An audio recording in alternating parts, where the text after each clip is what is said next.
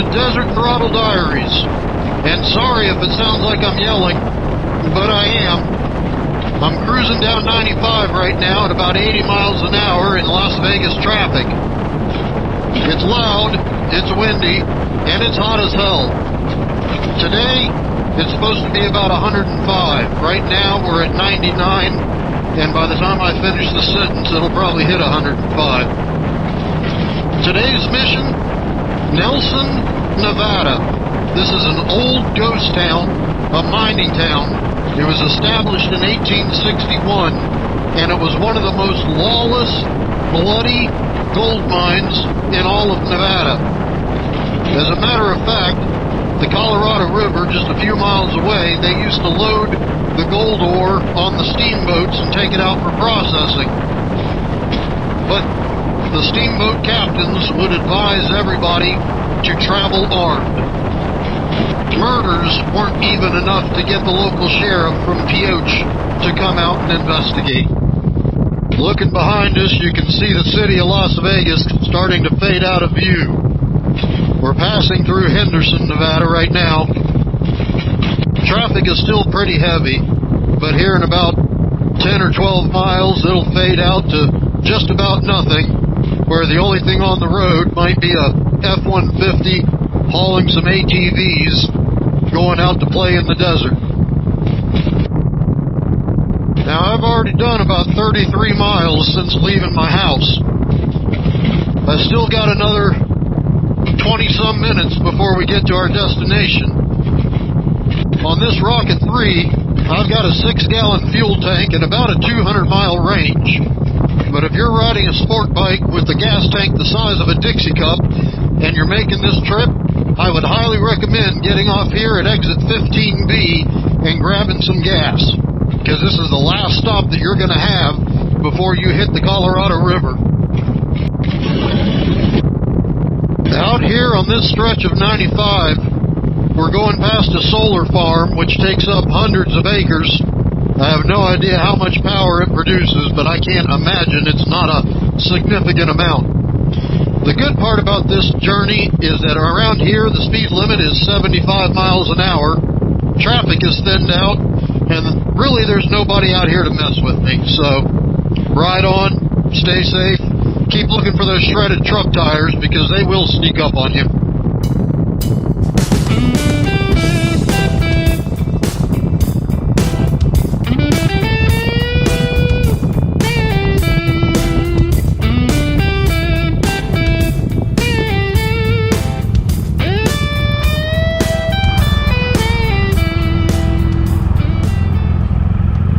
We've made the turn from 95 south onto Nevada 165.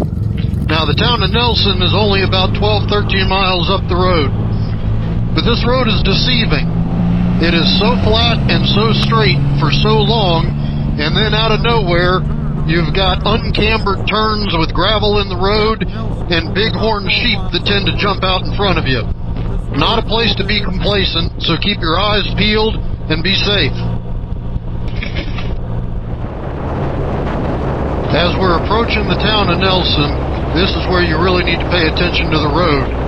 Recent rains tend to push all these rocks and dirt and mud out into the road. It's slicker than whale snot, and it's like trying to drive on marbles.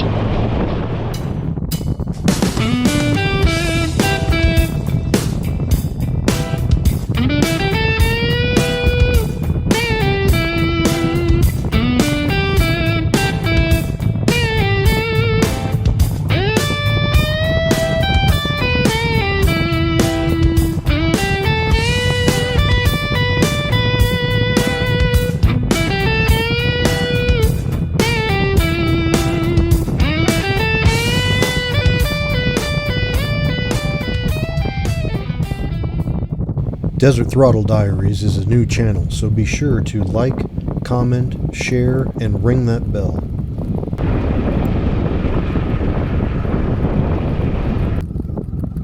Welcome to Nelson. Man, this place just smells like creosote and bad decisions. Apologies for the upcoming audio issues that you're about ready to hear. My microphone actually broke when my camera tripod fell over and hit the dirt and the rocks on the second take of this. New microphones have been ordered, they're coming in, and the next video I shouldn't have these problems.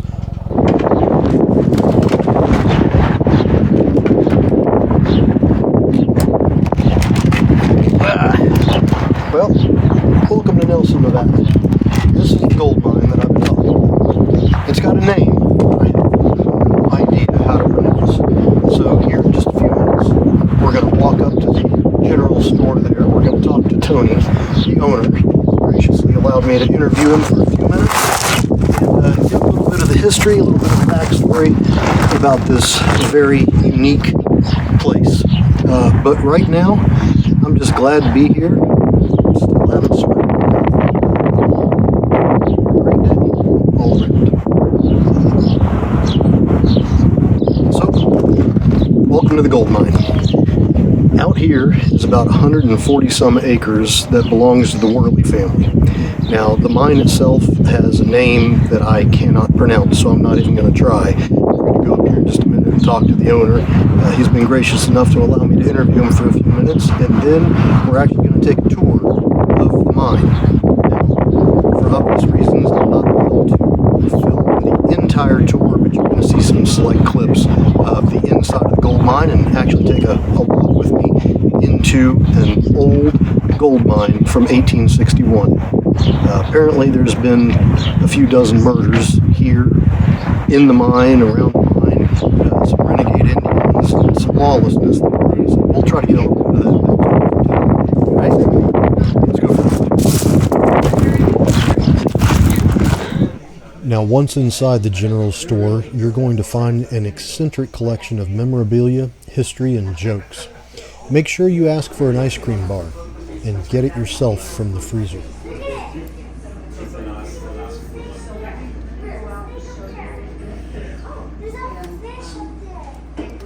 Quick safety tip for the tourists.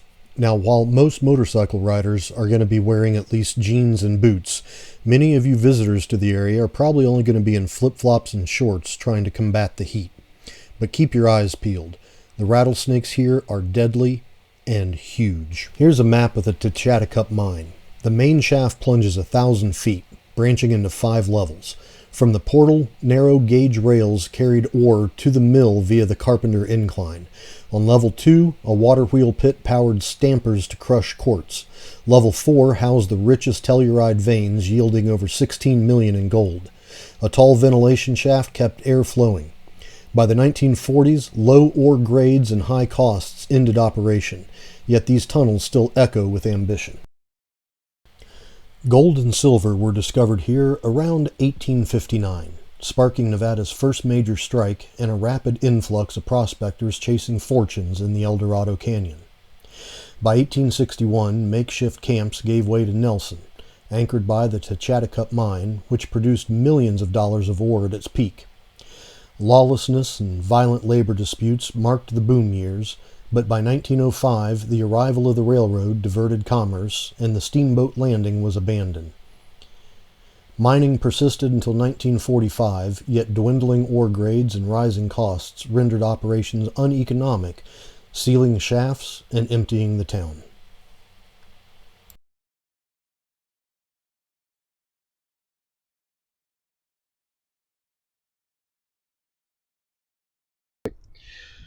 All right, so we're here at the, how do you pronounce this? Techatticup Mine. Techatticup Mine, okay. Yeah, it's an Indian word that means I'm hungry.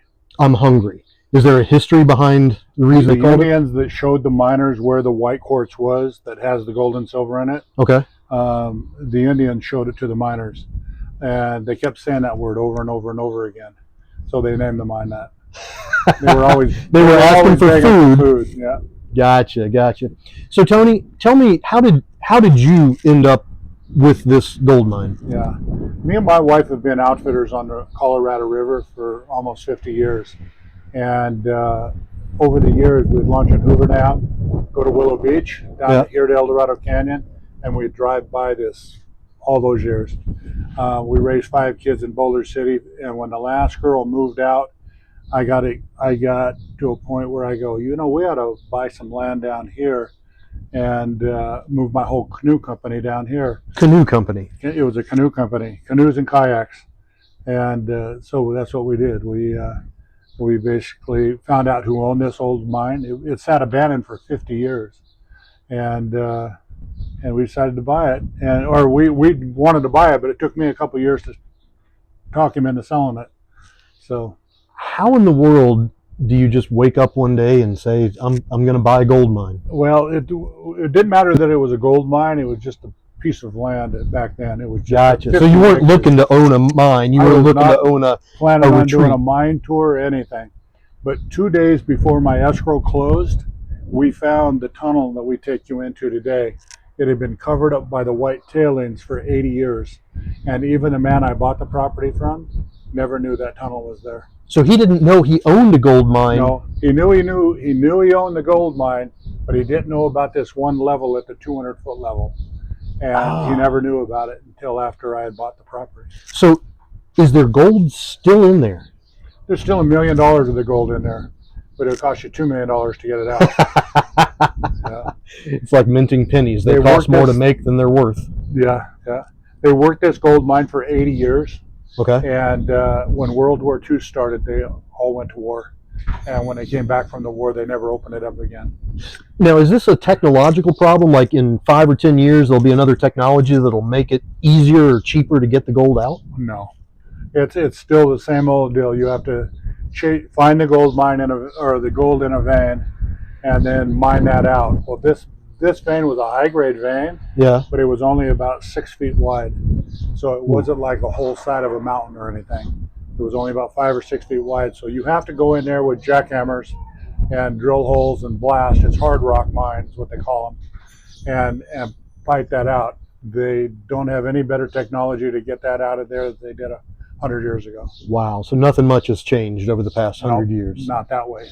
That is wild. So now you own this and you give tours, and from what I know that there's been some Hollywood stuff done out here, some movies produced out here. Can you tell me a little bit about that? Yeah. About 2 years after we bought it, movie companies started showing up, and they just wanted to take pictures of they wanted it as backdrop.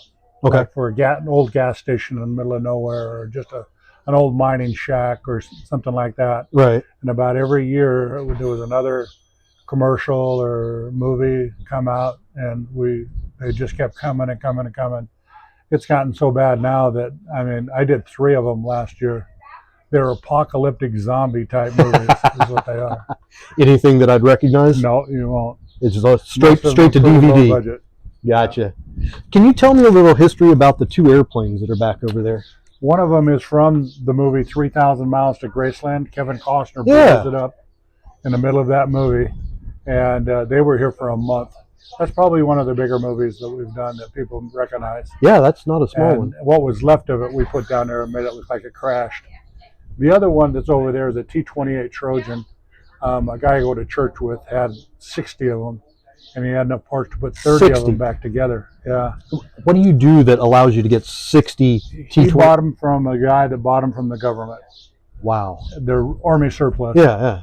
But that's where they came in at. That's fantastic. So how many acres is out here under your name? Well, initially there was 51 when I first bought this, and then anytime I heard of anything come up, I bought it again. Adding to it. Yeah, so I've got probably 140 acres out here. Nice. Very nice. So based on your ownership and your knowledge of the history of this place, what's the craziest historical story that you've heard about, back in the 1860s, something that happened here that people just wouldn't be able to wrap their heads around? There is a whole bunch of stuff that a lot of people don't know about.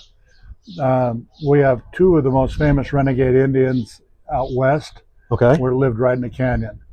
A Voti will kill 5 miners in a 2-day killing spree, and Queel will be blamed for killing over 20 in a 10-year killing spree. And they'll never catch him. They finally found his body in 1940 in a cave about 10 miles from here. And he had a lot of artifacts that people that he had killed were there. Lots of other things. Steamboats will come up and down the Colorado River. Yep. It's 5 miles down from here.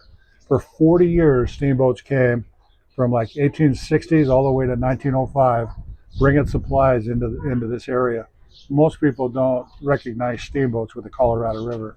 So in modern times, I see some signs out here. Some people have done some crazy things out here, stuff like that. What is something that you wish that you could get your tourists to be more aware of, or be careful of, or not do? Well, when we have people walk in the door, anybody that will walk in that door, we usually warn them about rattlesnakes. Yep. And cactuses. They're called jumping cactuses. They don't jump, but people bump into them a lot. So, we warn them about that right off the bat. And then we just like to have them check in the store and right off the bat. So I got big signs out there that says check into the store first. And we just warn them about that kind of stuff. Gotcha. Okay. All right. Well, I am scheduled with you for a 2 p.m. tour. Can you give me kind of an idea of what we're going to see during the tour? Right off the bat, they're going to give you history about the Indians, the miners, the steamboats, renegades that were out here, all of those little stories. And then they'll show you a clip of Costner blowing that plane up in a movie. Okay. And then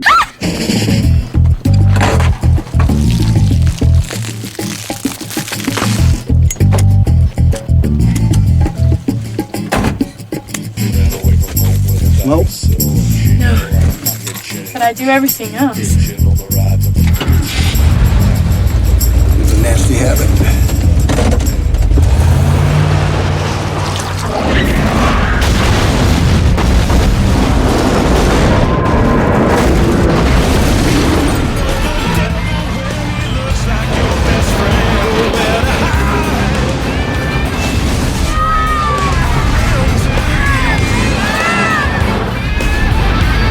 Okay. And then from there, they're going to walk you across the street about 200 yards, and you're going to go in the old 1863 tunnel. It's one of the original tunnels when they first got in here. Now, if I scratch a rock and I see a vein of gold, can I keep it? Only if you don't tell us about it.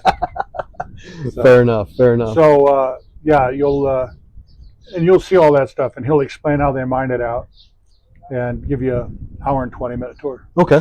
And how far down the road until you get wet in the Colorado River? Colorado River's 5 miles down. Okay. And a lot of the kids go down there and go swimming and cliff jumping and all of that stuff. Very nice. Very nice. Well, Tony, I appreciate it. I'll look forward to taking a tour of the place and swing back by with any more questions that I might have. All righty. Thank you, sir. Sounds good. Now, I'm only going to give you a taste of what these winding tunnels and hidden chambers look like, just enough to spark your curiosity. There's so much more to explore. Secret alcoves where miners paused for breath, deeper levels with untouched vein walls, and the echoing hush that no video could potentially capture. To truly feel the scale and mystery of the Techatticup Mine, you've got to go to the Whirlies. You've got to walk its passageways yourself.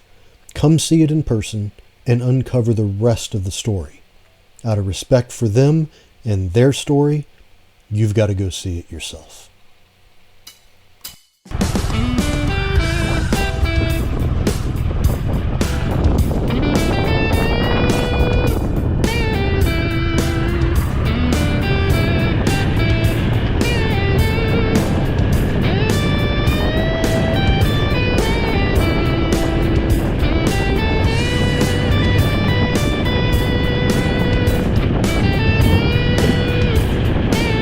Well, that was the gold mine. I still can't pronounce the name of it. But the guy said that we're about 5 miles from the Colorado River. So we're going to take a little bit of an extended detour here. And we're going to head down to the Colorado River. I'm going to take my boots off and soak my toes in the water for a few minutes. As this is episode 1 of this brand new channel, please, please, please subscribe. This is the only way that I can grow the channel and continue to create content. So after baking in the sun like a flounder on a rock for the past few hours, I decided to dip my feet into the Colorado River and cool off. A few moments later. No. So picture this. I'm standing on a slippery rock, mustering up the courage to dip just a toe into the Colorado River. The second that icy water hits my foot, I yank it back faster than a startled cat, with a squeal included, while my wife, who accompanied me on the trip, bursts into laughter. I guess it's a rite of passage, but that water is cold. And that, my fellow road heathens, wraps up our first off-road odyssey through the shifting sands and steel veins of Nelson's, whatever name that is that I still can't pronounce, Techatticup Mine. From the blistering roar of the GoPro Hero 9's chin mount chase to the Insta360's ghost light panoramas and those silent shafts, we chased history and nearly lost a bit of ourselves to the desert sun. But every rattling railcar echo, every glint of Telluride in the tunnel walls, it reminded me of why these ghost town bones still pulse with stories of grit and gold. Now I've got to give a heartfelt shout out to Tony Worley, the mine's guardian and guide, for opening up his world and sharing every secret nook, even the ones he says aren't fit for the daylight. And a massive thank you to my wife, whose tireless support and copious application of sunscreen kept the cameras rolling through one of the hottest days this month. Without her, we'd still be lugging tripods up those grades instead of sipping cold drinks at home while editing all this together. Also, a tip of the helmet to Insta360 and GoPro for the gear that captured every sun-bleached ridge and subterranean shimmer. Though, just to be clear, this is not a paid endorsement. These cameras simply earned their keep while on the trail, and I wouldn't have it any other way, and just wanted to give them a shout out. If you'd enjoyed the clatter of pickaxes and the hisses of desert winds, hit subscribe, smash that notification bell, because next time we're tuning up the heat even higher. In episode 2, we're going to head east to Nevada's Valley of Fire, where petrified sandstorms sculpt towering walls of molten red, where ancient petroglyphs whisper forgotten rites, and where every winding canyon begs for a closer look. So pack your water, check your ride, make sure you're geared up, and join me for more throttle-wide adventures across the Southwest's untamed backroads. From neon-lit ghost towns to labyrinth canyons, we'll chase stories others leave behind, and maybe even scratch out a few of our own. Until then, keep your visor down, your tires gripping, and remember, out here, every mile is a story, and every turn holds a new spark. I'm Jeremy McGowan, and this has been Desert Throttle Diaries.